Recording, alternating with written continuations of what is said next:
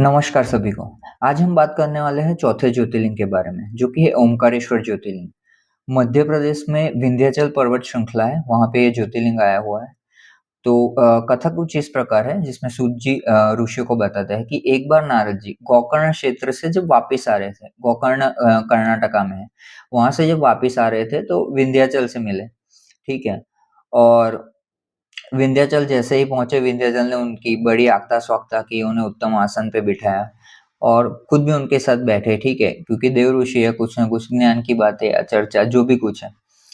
तो नारद जी ने उन्हें ऐसा कहा कि वैसे तो तुम बड़े ही शक्तिशाली और सब तरीके से संपन्न हो, लेकिन सुमेरु पर्वत जिससे तुम्हारा कंपैरिजन मतलब वो तुमसे बड़ा है, तुम उससे बड़े नहीं हो सकते ऐसा। और फिर नारद जी इतना बता के फिर चले गए। तो विंध्याचल को बहुत बुरा लगा, मतलब वो सोच में पड़ गया कि नहीं, कई बार ऐसा होता है कि हम कुछ अलग ही मूड में होते हैं, कोई लोग आके हमें कुछ भी बोल देते हैं और हम फिर सेल्फ डाउट करने लग जाते हैं, तो उसको भी ऐसा ही हुआ। लेकिन इसमें एक बात ऐसी है, चलो स्टोरी आगे बताता हूँ, फिर बाद में होगा। तो उसने महादेव जी का ओमकारेश्वर, वहाँ पे एक जगह है, वहाँ पे जाके महादेव जी के पार्थिव लिंग की पूजा की, ठीक है। वो नित्य पूजा सेवा अर्चन करता रहता, मतलब हमेशा उसके प्रभु के चरणों में रहता, उसकी तपस्या से प्रसन्न होके महादेव जी ने उसे दर्शन दे दिए, ठीक है।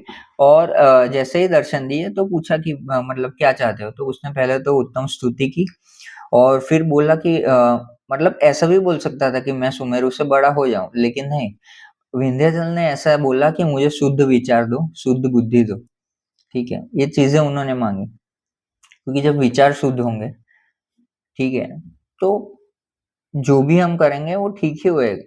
उससे ज़्यादा कुछ बुरा अच्छा नहीं रहता, फिर काम काम ही रह जाता है। तो ऐसा उन्होंने माँगा। तो भगवान शिव ने फिर उनको वो आशीर्वाद दिए कि आपकी बुद्धि शुद्ध हो और आपको श्रेष्ठ विचार आए।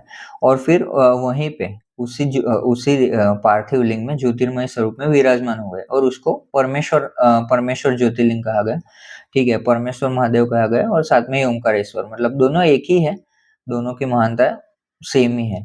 तो इस तरीके से शिवलिंग की मतलब चौथे शिवलिंग ओमकारेश्वर महादेव की ये कथा थी। लेकिन इसमें एक चीज़ ये जाननी है कि देवर्षि नारद, तो हम हमेशा उन्हें चुगलीखोर समझते हैं, कुछ जो भी कोई जो समझता हो, ठीक है, कोई दिक्कत नहीं है। लेकिन एक बात ये समझना कि ज़िंदगी में तुम्हें जब भी कोई, ठीक है, कभी भी कोई भी झंझोरे, यानी कि देव हो, ऋषि हो या कोई भी हो, किसी भी रूप में हो, एक बार झंझोर दे, फिर आपके ऊपर है, आप उसका अच्छा समझते हो या अच्छा बन जाते हो, या फिर और बुरे से बुरा हो सकता है, कुछ भी हो सकता है। लेकिन एक बात याद रखना, कोई आपको ना दुःख दे सकता है, ना कोई आपको सुख दे सकता है, ठीक है। आपका मन आपके काबू में होना चाहिए, फिर दुनिया आपका कभी कुछ भी नहीं बिगाड़ पाएगी, क्योंकि आप मेंटली प्रिपेयर होंगे हर एक चीज़ के लिए और समझते होंगे, और सब कुछ उसी की लीला है।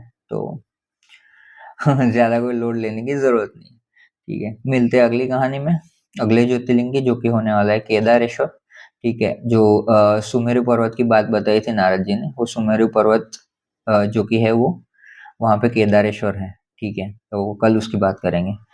मिलते हैं अगली वीडियो में, तब तक प्रकृति का ध्यान रखें। और मेरी ये सारी बातों को आपने इतने प्रेम और शांति से सुना, उसके लिए मैं आपका अति आभारी हूँ। अंत में आपके अंदर बैठे हुए परमात्मा को नमन करता हूँ, मेरा नमन स्वीकार करें। जय माता दी, जय श्री राम, हर हर महादेव।